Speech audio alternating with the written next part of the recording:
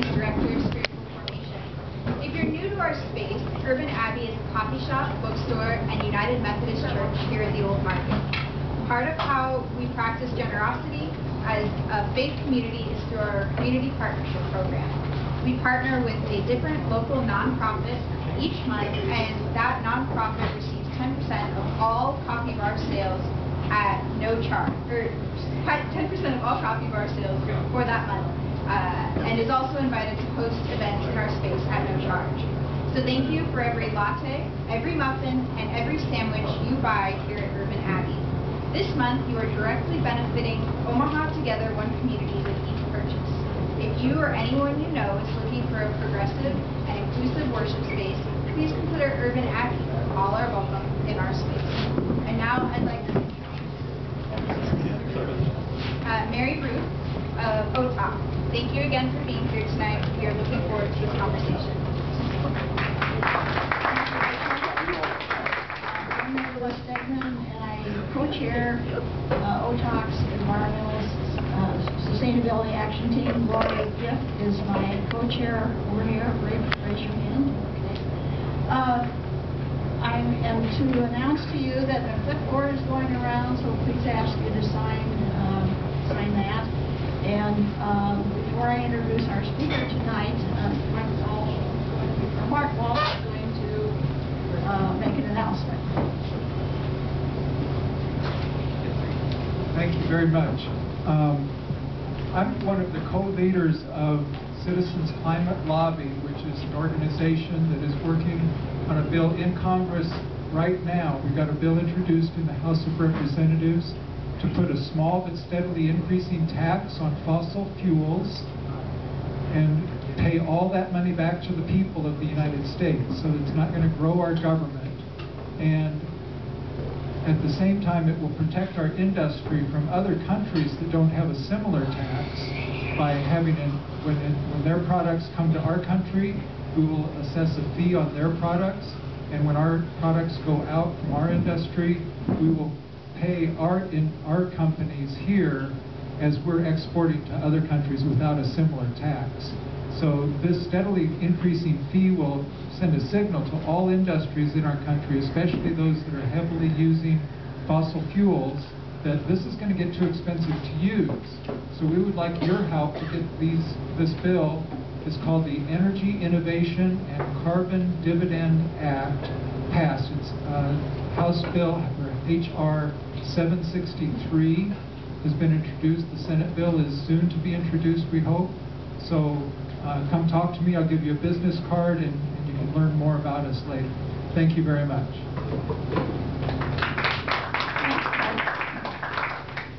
Well, we're grateful to have Mr. Stonie Cooper tonight. Dr. Scholsky, who was going to give this presentation, is attending a very sick family member. So, Mr. Cooper grew up in Perkins County in western Nebraska. He has a degree in meteorology from the University of Nebraska-Lincoln and worked with the Weather Channel in Atlanta, Georgia before starting with weather industry. Now he is manager of Nebraska's Messinet and is finishing his PhD studies of climate assessment and impacts at University of Nebraska-Lincoln. So thank you for taking time to come to Omaha. This is not the best of weather in order to discuss climate change for Nebraska, projections, impacts, and solutions. Thank you very much. And yes, I did work at the Weather Channel, but don't go looking through a YouTube channel to find any video of me, because I have a face for radio and a voice for print. When I worked at the Weather Channel, we were encouraged to join a group called Toastmasters, and one of the things Toastmasters does is try to make you a better public speaker. And they always emphasize that you should start with a joke. So, keeping with that theme, have you all heard the one about the blind skunk that fell in love with a fart? One person. Oh, shoot. Okay. I do apologize. There we go, finally. I do apologize, Dr. Scholsky, who's my boss and also the chair of my PhD committee. She has a very sick family member and she couldn't make it, so I'm going to be here instead. We have a very small office. Let's see. There's only 4 of us in the Nebraska State Climate Office. And I want to emphasize this, is that Nebraskans are great at doing a lot with a little. By comparison, Oklahoma, with their mesonet and their state climate office, have 30 employees and a budget of $2.1 million, where we do ours with $380,000 and 4 employees. So once again, we beat the Oklahoma people. Dr. Shulsky's my boss. We also have Al Dutcher, who's an extension agriculture climatologist. If you ever watch Market Journal on PBS on Saturday mornings and again on Sunday afternoons, he does the weather forecast for the week. And then I manage the mesonet, which I'm going to touch on briefly so you all then know that it's pronounced mesonet and not mesonet, which is an interesting adaptation. And then I have one field technician that works for me, Glenn Roebke. And we're located on the University of Nebraska-Lincoln campus at 153 Hardin Hall, which is at 33rd and Holdridge.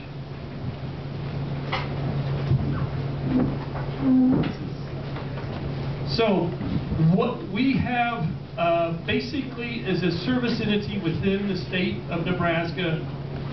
We do service contacts. Some of those are data requests for climate data, and some of that is to come and speak, as well as we're also contracted by entities to go out and observe the environment. That's what the mesonet is about. That's what I manage. Is we go out and put weather stations at locations represented by the red dots on that map down below. We put weather stations that are certified, that are calibrated, and we maintain them. We visit them 4 times a year to make sure that everything is working properly. This is even far above what the Weather Service does with their individual sites. Am I moving around too much for you? Good.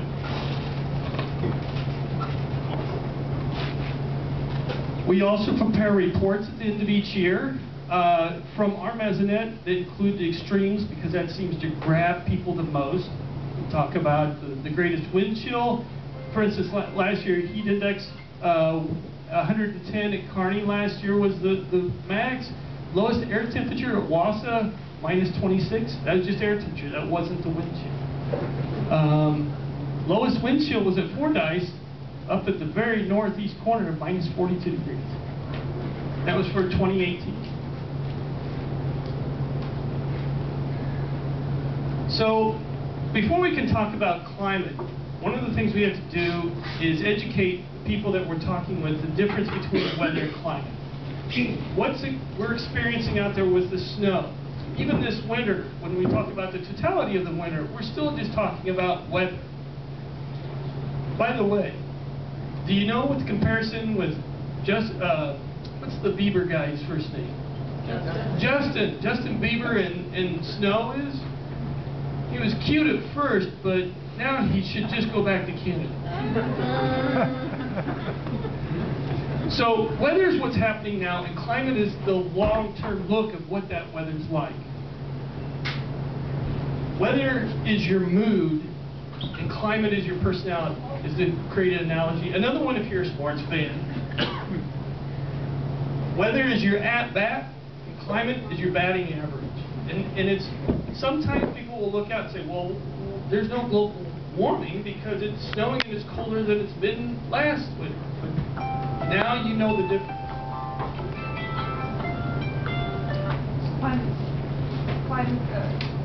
Climate is what you expect, but weather is what you get. Exactly. Exactly. And here's a good, like Omaha weather and climate, you see within this graph, the darker blue is the variation in weather from day to day.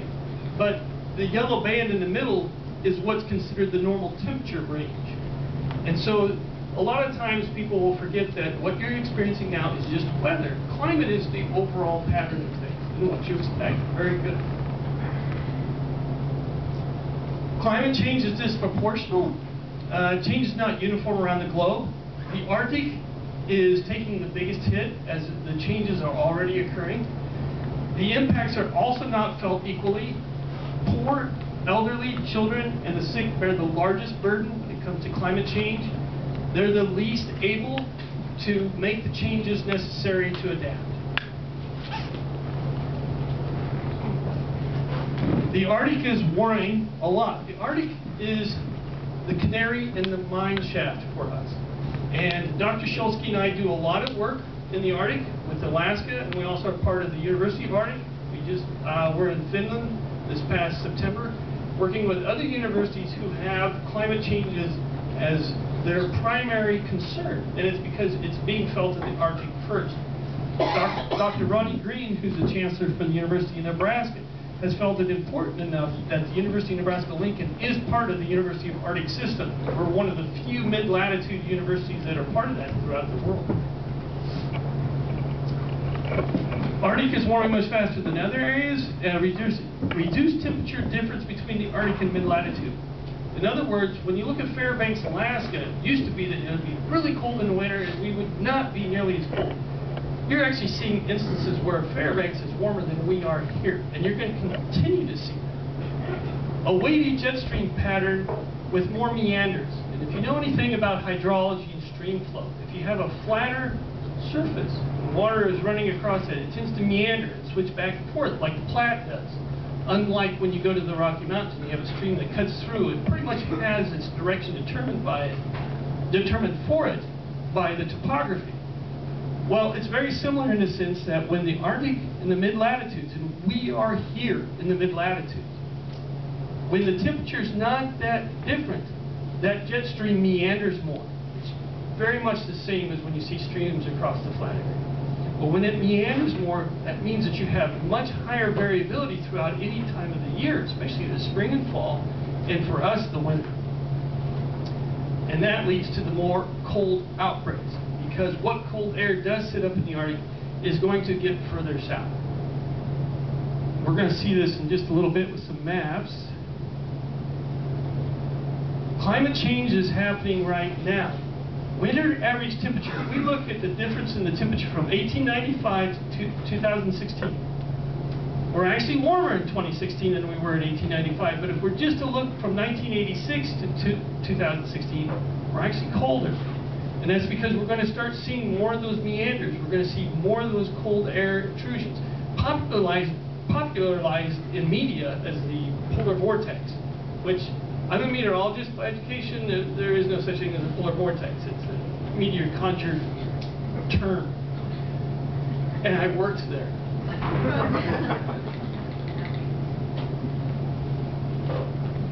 Spring precipitation. Precipitation is another thing that you're going to see a paradigm shift in Nebraska particularly, where we used to have what are called mesoscale convective systems and mesoscale convective complexes in the summertime that bring 60% of the rainfall. That occurred in your May, June, and July. Now, that's going to shift towards your winter, when you're going to start seeing February, March, and April become when your primary precipitation is going to fall. And this is evidenced here in this spring graphic, where from 1895 to 2016, there was only a slight shift towards the wetter in the eastern Nebraska.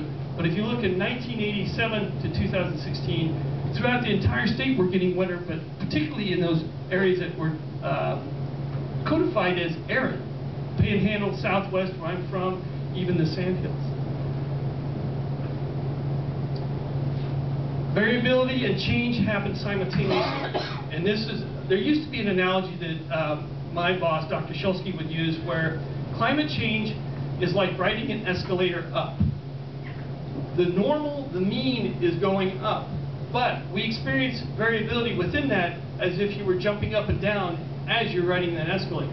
So there's times when it's heightened, and there's times when it doesn't really feel like you're experiencing any kind of global change.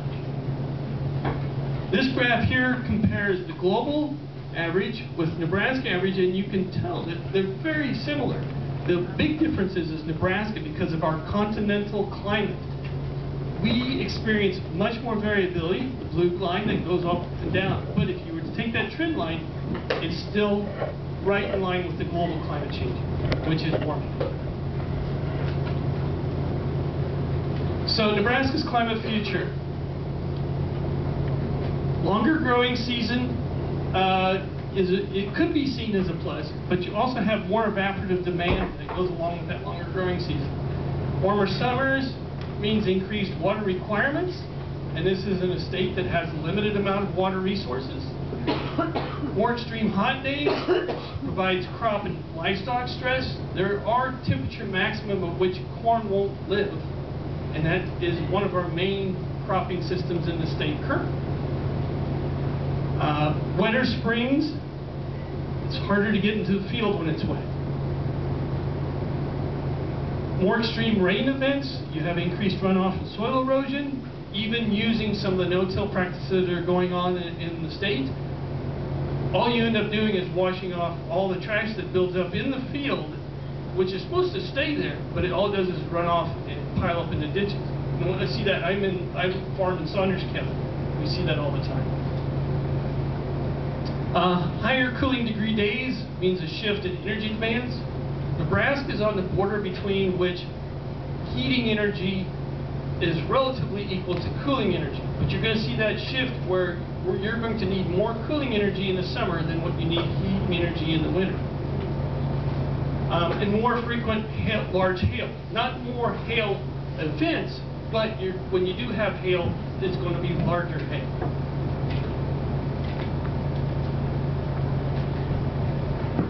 So what does a roadmap look like? The magnitude of expected changes will exceed those experienced in the last century. So what we're going to see going forward from 2000 to 2100 is going to be more extreme than what we saw from 1900 to 2000. And this picture is particularly poignant because I don't know if anybody can see what's up on the side of that hill. That's a pump jack for an oil rig. That's out in western Nebraska.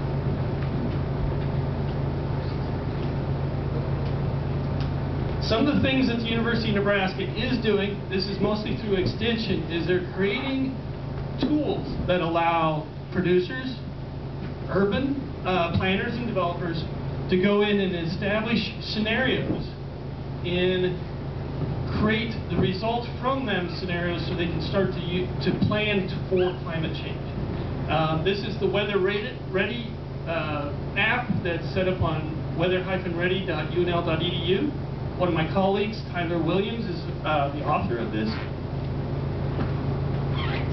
We also do urban planning with municipalities. We're working with Lincoln. Here is some output from Grand Island, where they wanted to know what is the outlook with the median example of carbon dioxide projections for the future. What are we looking at? And so we provided this report to them. And we do this for a lot of municipalities. McCook was another one that had asked for a similar report. So now we get into this advocacy part where we discuss natural versus anthropogenic. So one of the arguments that I get a lot, especially the further west in the state, is what we're seeing in global climate change is a result of natural cycles, that it isn't man-made. So what we've got here is some graphs to show that that is not the case. And the lower here is the temperature difference if all you took into account were human influences versus up above if you just took into account all natural influences such as solar, volcanism, orbital decay, those kinds of things. And then the black line in each one of those is the actual observed temperature. Well, the big smoking gun here is greenhouse gases. Because even within the man-made area, aerosols have actually decreased over time. Land cover is such that we should be cooling. Ozone provides a small amount, and this is ground level ozone, by the way, not stratospheric ozone. Stratospheric ozone is a completely different thing, and that's when I started my PhD program at Georgia Tech. That's what we studied, high-flying aircraft. But then you go up to all natural influences, none of those would contribute towards an increase in temperature, or very little. So in the end, climate change is occurring because of us. It isn't because of natural cycles.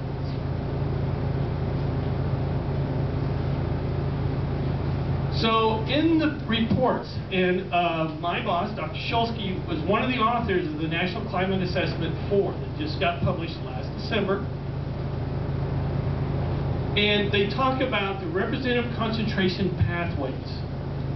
And so you have essentially worst case scenario, and we'll just, for want of a better term, a best case scenario.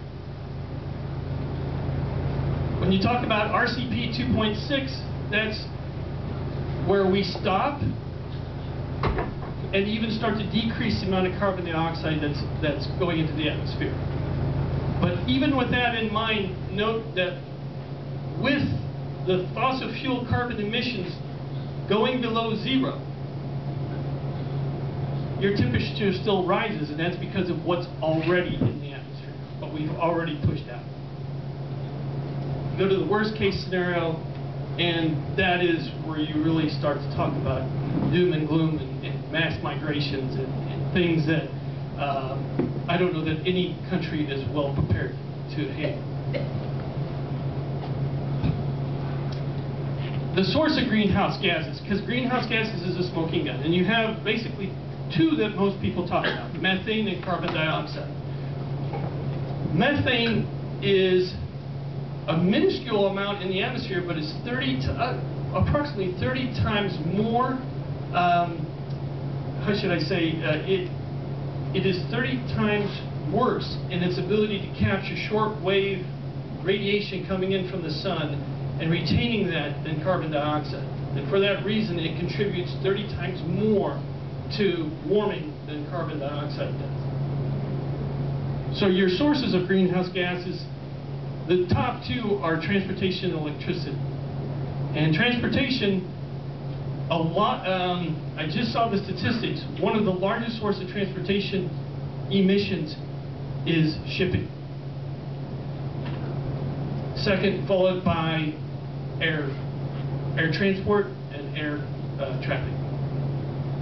Vehicles contributes about 20% of the overall transportation. But when it's shipping, I didn't realize that shipping was such a huge part of it. Sir? Yes?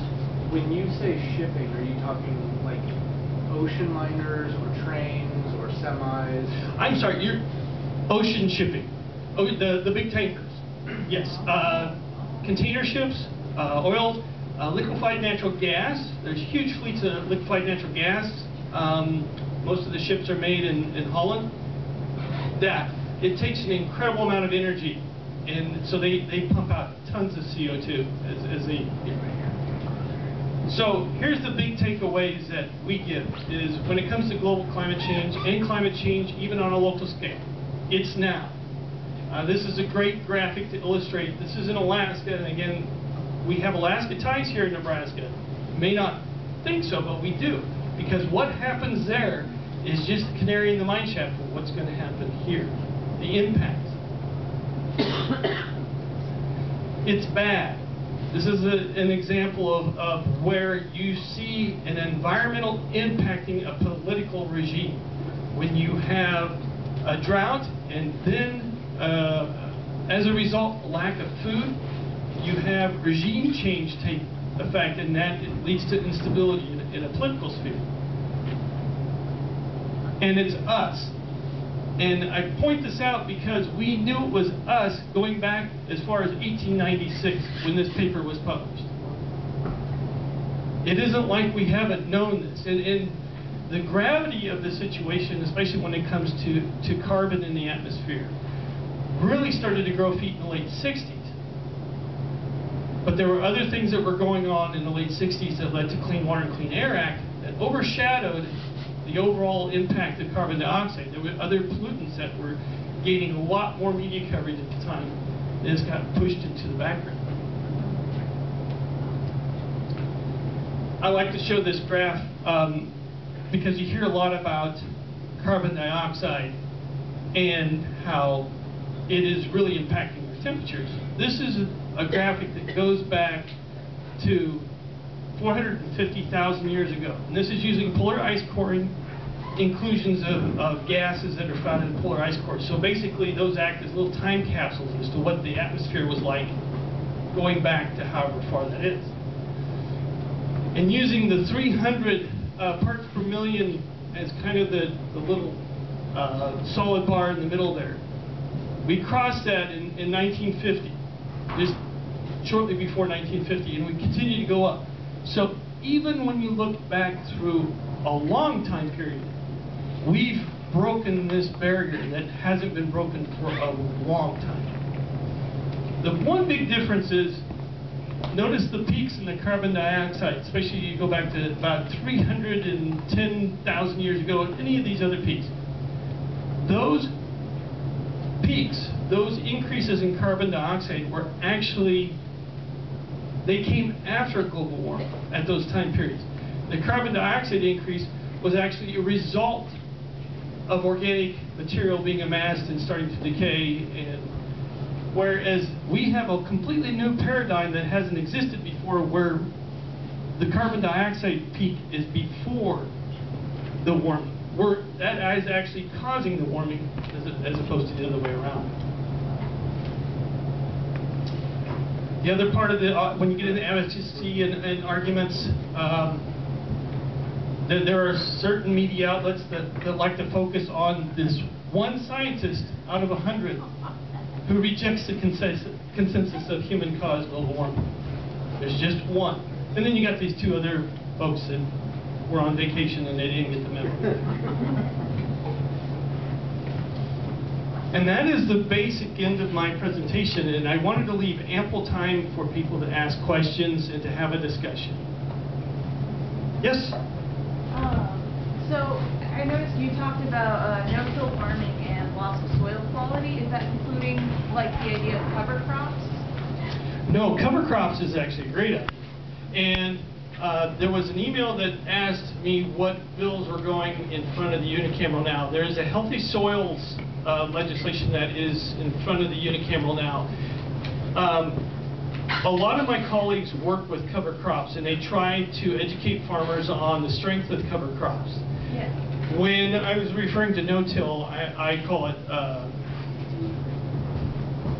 not better living through chemistry. And when is that? Sorry, when's that for the house? I'm just writing this down. Can you repeat the questions, please? Oh, sure. The question was, when I referred to no-till farming, if I was referring to cover crops as well. Did I encapsulate that? Sort of, okay. I don't have the LB number, but I emailed it to Greta and you... Here, I'll look it up. Okay. Yeah. I'll get that answer for you. What other, yes? Because we have a government who's not exactly environmentally. Do you get any pushback from them not to do the research and come out with correct results from the governor's office? No, no. And even, and I told Mary Ruth this earlier, a lot of the slides towards the end of my presentation are not slides that I showed in other places. My understanding is this is a group that is looking forward to going out and talking to other people about this problem. And so I'm trying to give you the tools to help convey the message.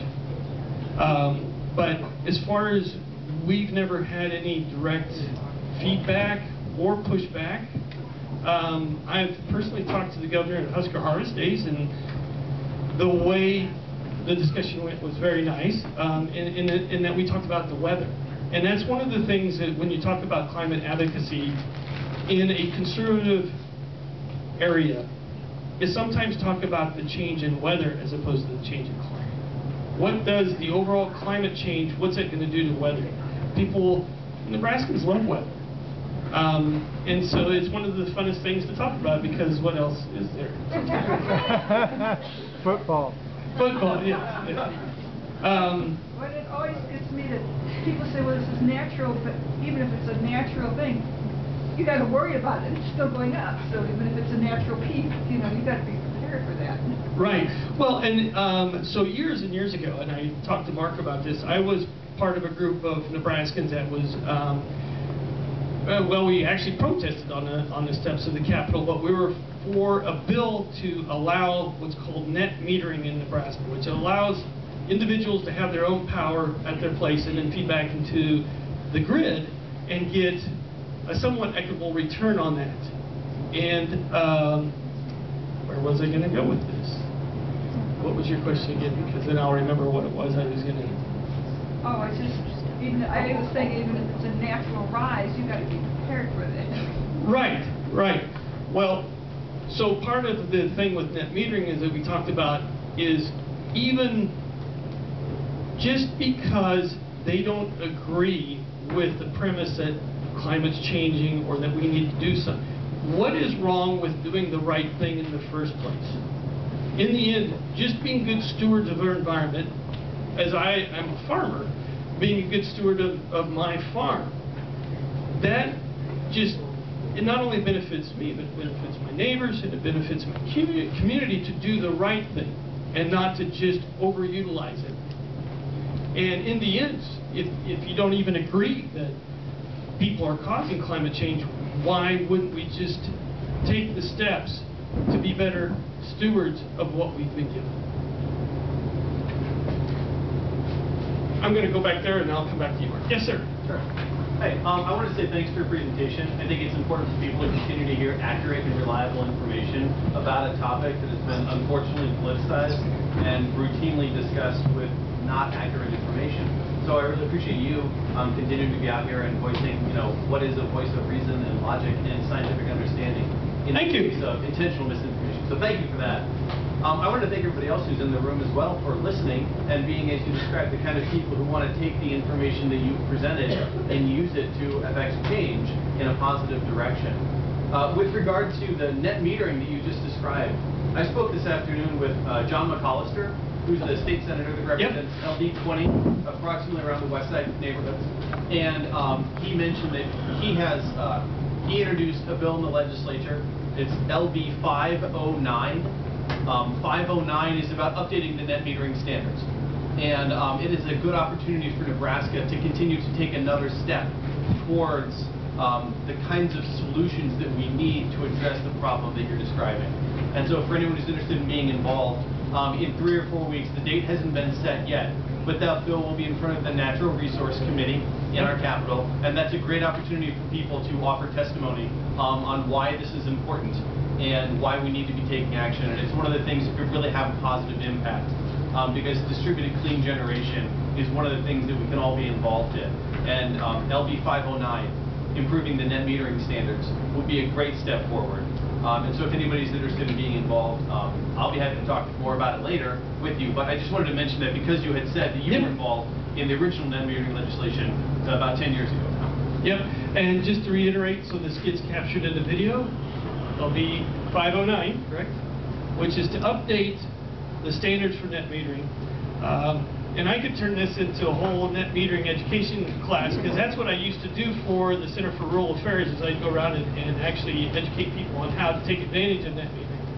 And there are flaws in the original legislation. Mostly the nameplate limit was a huge effort. It's 25 kW, if I remember right, was the nameplate limitation. Yes. Oh, I'm sorry. You were next, right? Yeah, I'm sorry. You mentioned how before the most recent times the temperature went up and then the CO2 went up. Can you explain what caused the temperatures to go up back before that and why the CO2 went up afterwards? Yeah, and I'm really afraid, I was really afraid you were going to ask me. I'm not a paleoclimatologist. I just play one on TV. Okay. Could you repeat the question? Okay, so the question is in fact, let's go back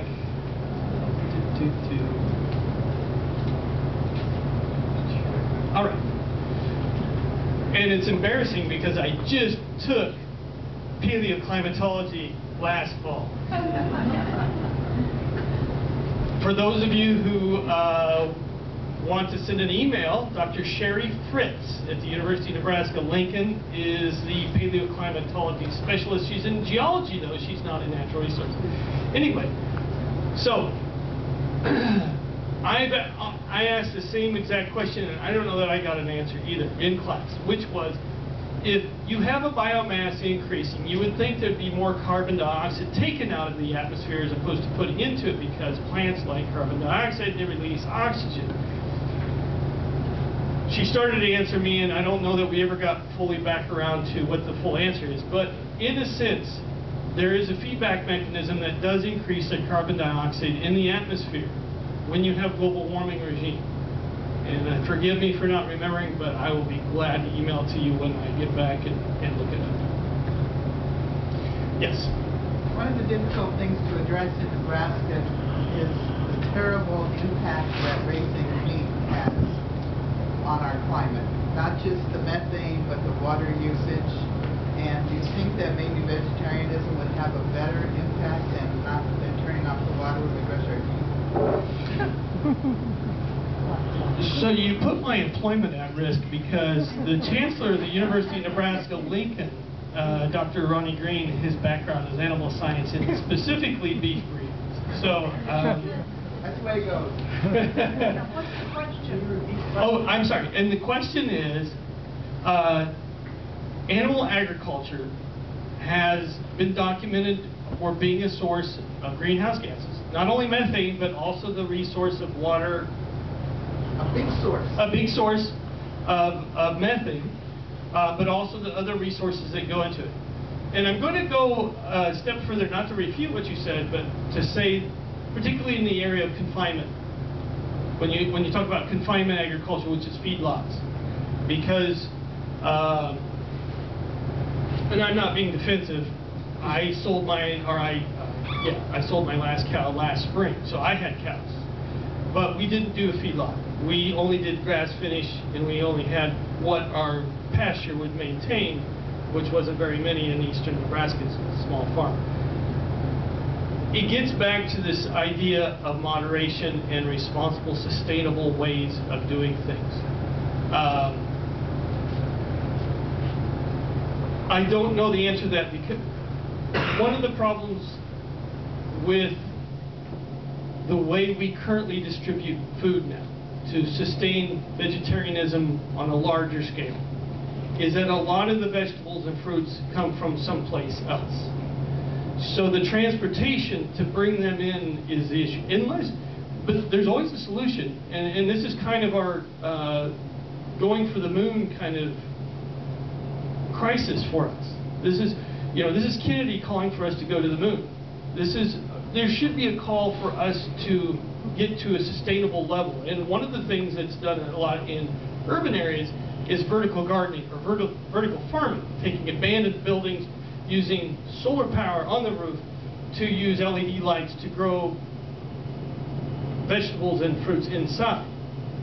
And I'm not saying that that is the complete answer, but in the studies I've seen, part of what you're talking about is offset by the transportation cost to bring those fruits and vegetables from other places. Although it's not just fruits and vegetables, it's pulses and grains which are grown here. Last year was the year of the pulse, right?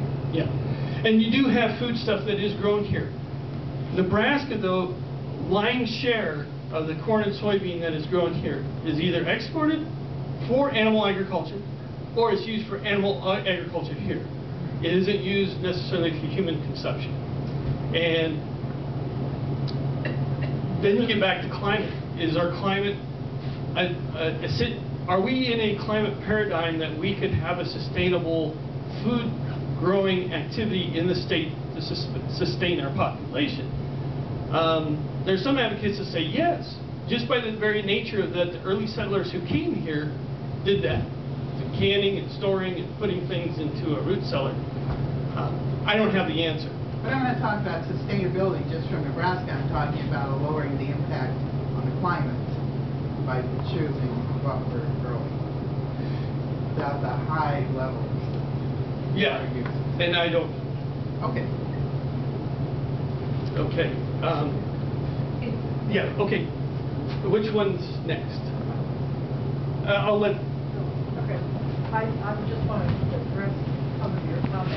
Okay. But I think one of the things we cannot do in our state is we do not understand agriculture in the state.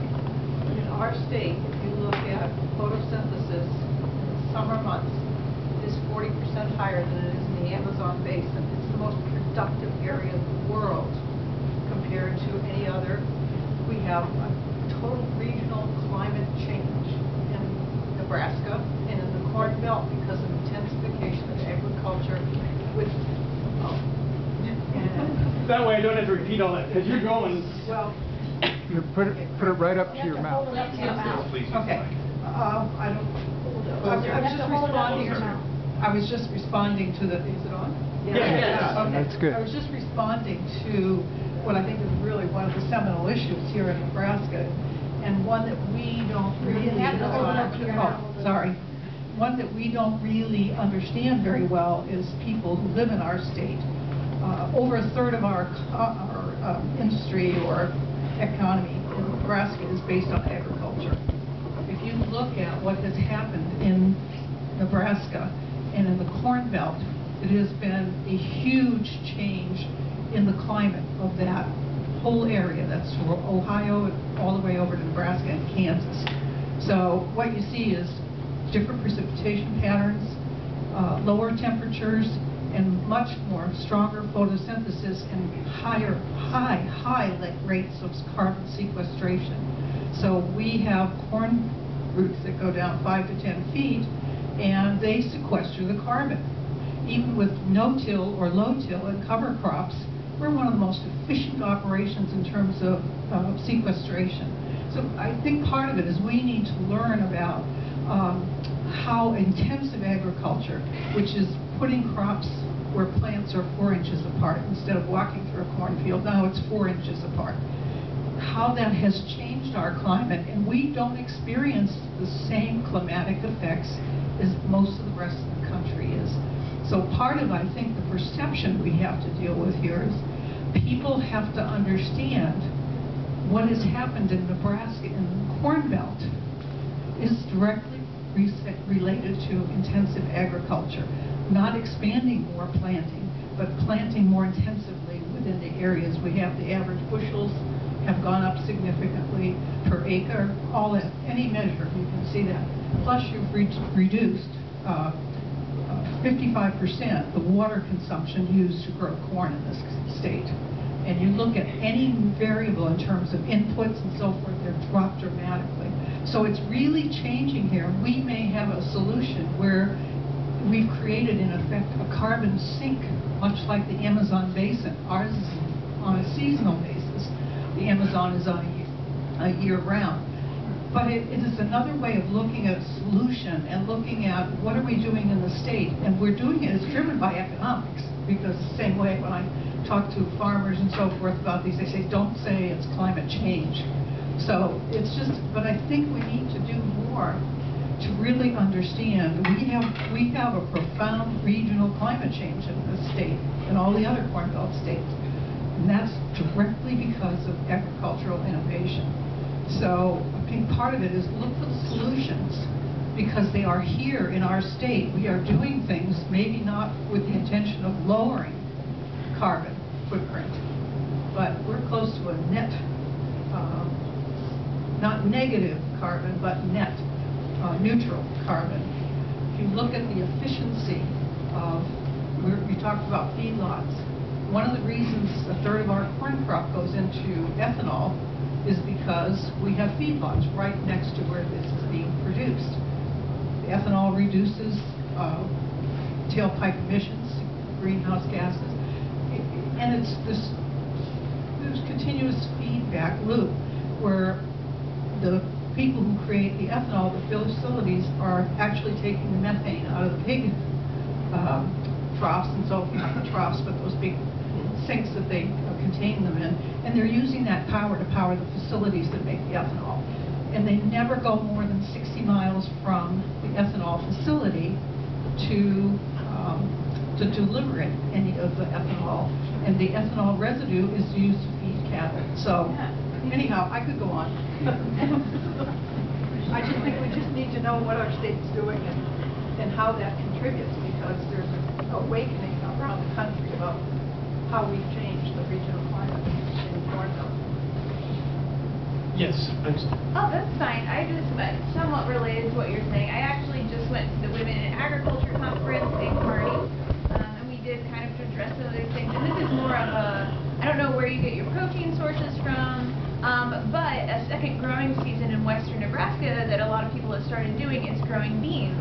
And so like companies like, I think it's like called Vanitos, they make those weird bean chips, are actually, a lot of them are sourced from Nebraska beans. And so I think that's something where if you want to buy more locally, you can actually, if you're looking for vegetarian protein sources, just a shout out to our farmers in western Nebraska, you can potentially source Nebraska beans, which will cut down on your transportation. So just a fun fact, we're quickly rising in our pinto and black bean production. And just to reiterate that, I'm from western Nebraska, so when I grew up, it was just wheat and cattle. That's all you had. And it was 4 years ago, I went over and talked to a person in agronomy about why can't we chase wheat with beans? And he told me because nobody grows wheat out there anymore. It's all corn and soybeans now. But I thought I was onto something, and then he let me know that nobody grows wheat hardly anymore. Some ladies are. There we go. Awesome. Oh, yes, sir. You know, I was watching the news and saw the Bay Area, the heavy rain they've had there. That was pretty catastrophic, and I happened to notice the amount of snow we've gotten here recently.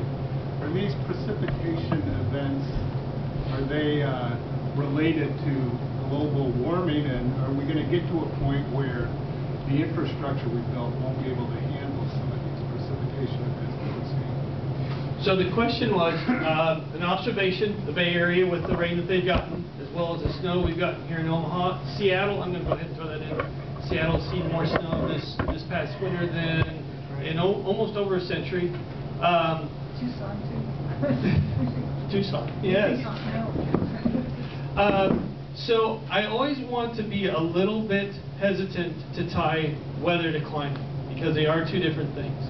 However, in NC4, National Climate Assessment 4, that came out in December, one of the things that was talked about was with global warming, if you look back, and I'm going to use this chart just kind of to facilitate that, when we were warmer, the globe saw more precipitation, but it was typified by more extreme events as opposed to more steady rain. Does that make sense? So when we talk about, well, global warming, we're going to have more precipitation, and that's a good thing because we have lots of places with drought. Those places with drought will probably still have drought because when they get the rain, they're going to get it within a 2 or 3 day period as opposed to over a season. So I'm probably not answering your question exactly. I hesitated tying weather with climate because that then creates this scenario where you would have the opposite. Well, we're global warming, we're so darn cold. And there is a difference. But what the NC4 tells us is with global climate change in the warming paradigm, we will see more precipitation, and that precipitation will fall in more extreme events as opposed to over a season. Yes, sir. So your second largest category for greenhouse gases is power generation, and there seems to be a movement toward having more wind in Nebraska, and that seems to be going the other way now. What are some things we can do to help promote wind and alternative power generation in Nebraska? And I